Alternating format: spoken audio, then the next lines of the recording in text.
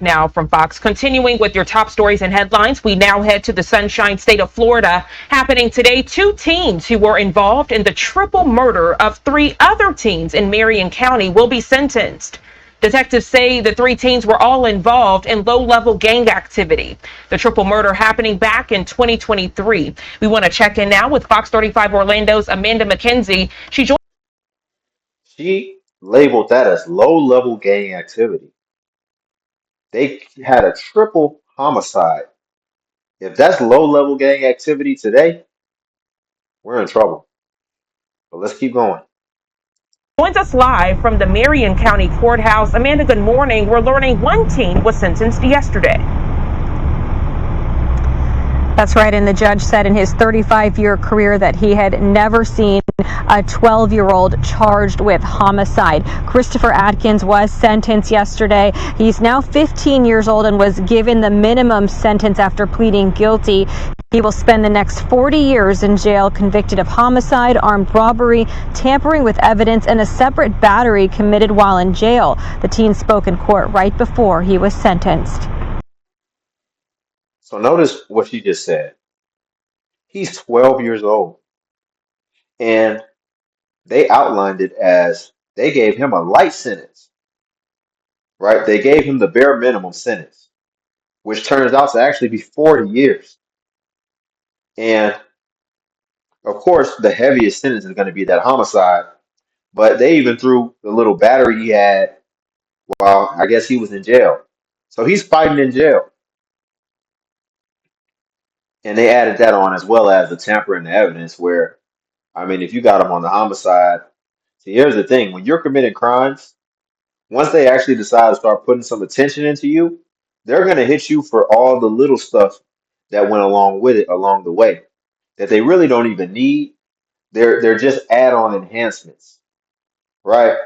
And you don't want enhancements when that's going to contribute to your sentence.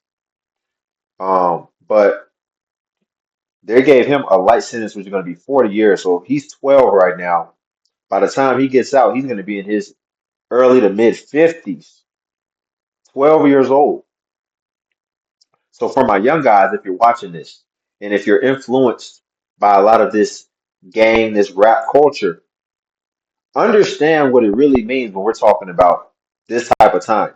It's easy to pull that trigger, but when you do, just know this is a light sentence, apparently. And he's gonna spend majority of his life in a cell, being told what to do, when to wake up, when he can actually leave his cell, and all his best years are going to be behind him by the time he gets out. So let's continue. Let's see if they got anything else to add. I think like it's just y'all think I'm bad. I'm not. I promise you I'm not. I promise you, give me another chance. I promise you gonna see what I'm talking about. Like I promise you. I bet you gonna see me on that TV doing good. Families of the three victims, Layla See what I'm saying?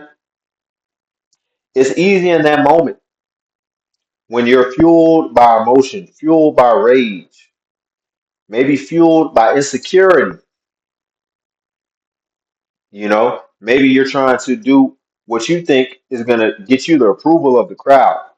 But as you can see in that courtroom, nobody is there, most likely, who was there that day. And I don't really know what happened. But look what he's doing. He's trying to basically plead for another chance. But if the deed is already done, then this is where we are, right? So in that moment, you might feel, because I don't know the situation. I don't know if he was in a dispute with somebody. I don't know if this was predatory, right? He also had an armed robbery added on as well. So maybe he was doing wrong to begin with, and it might have went left. But look, now he wishes he didn't do it, right? He's asking for another chance. I don't really think he understands the gravity of this. I don't think he understands like it doesn't work that way. And he's 12. So I don't really expect him to.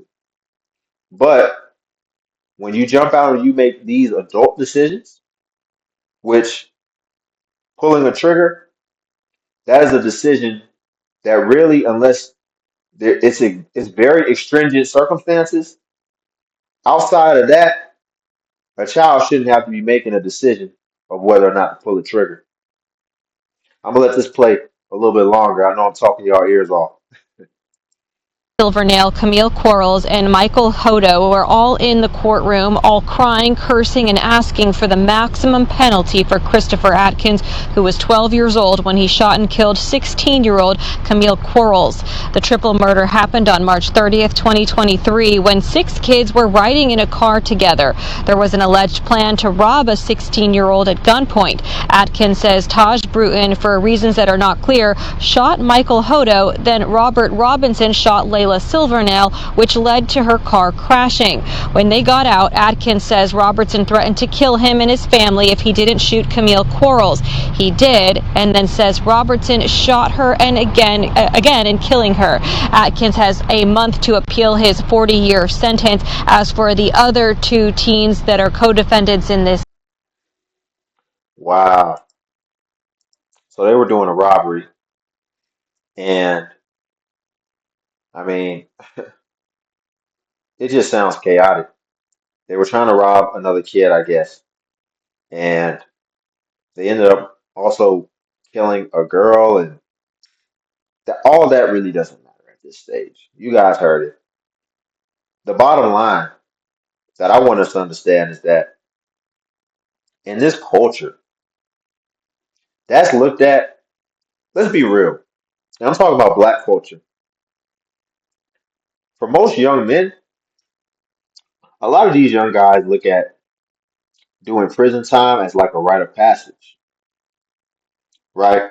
What happens when the person gets out of prison? Like that, it seems like now getting the college degree is what the sisters are doing.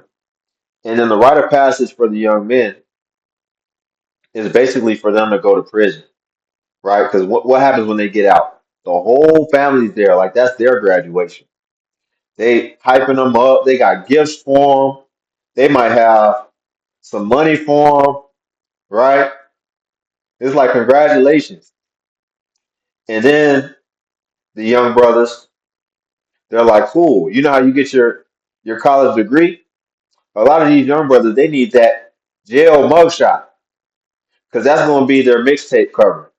That's going to be the cover of their mixtape so that they can have that street cred. I'm being facetious, but I'm saying this to say that it's a very twisted mindset and it's degenerate. And it. A lot of us can't see past our neighborhoods. It's a big world out here, and we have to start thinking bigger, and we have to start having a longer vision.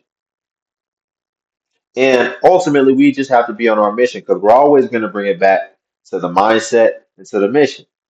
And a lot of these young brothers, they need guidance, of course, but they need a mission. And I don't expect him to have a mission at 12 years old, but he needs to have something keeping him productive, keeping him out of trouble, right? These kids don't go out and play no more.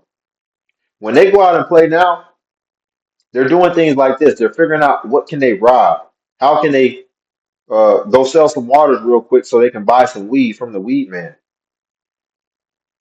And it's lack of supervision, it's lack of guidance, it's lack of structure, it's lack of discipline.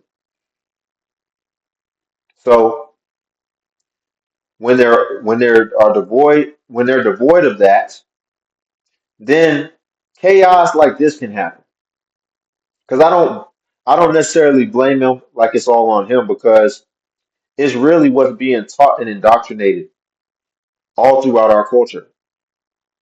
I remember when I was in high school, I remember I was a big fan of Lil Wayne. And for some reason, I wanted a face tat, just like Lil Wayne. I wanted to get face tats for some reason. And I'm glad I wasn't able to. But best believe there were other kids in school with face tattoos, with just tattoos in general. But I wasn't allowed, of course. And I probably really wouldn't have went through with it. But I kind of wanted it. I was contemplating it. And it's because that's what was cool at the time. That's what was being shown to me. And the culture, and especially hip hop culture, is much more toxic, much more deadly, much more aggressive than it was when I was a kid. So that is what these kids are seeing. And that's going to be their compass. That's what they're looking up to. That's what they're admiring. That's what's being put in our face and shown as the cool thing right now. So I'm gonna stop. I'm done rambling. That was the news story there. Guys, subscribe if you want to join the Limitless Legion and if you want to see some of my self-improvement content as well. Also join the Patreon where I have exclusive self-improvement content, and Cash App is in the description if you want to tip the show and buy your boy iced coffee. But until then, I will catch you guys in the next video.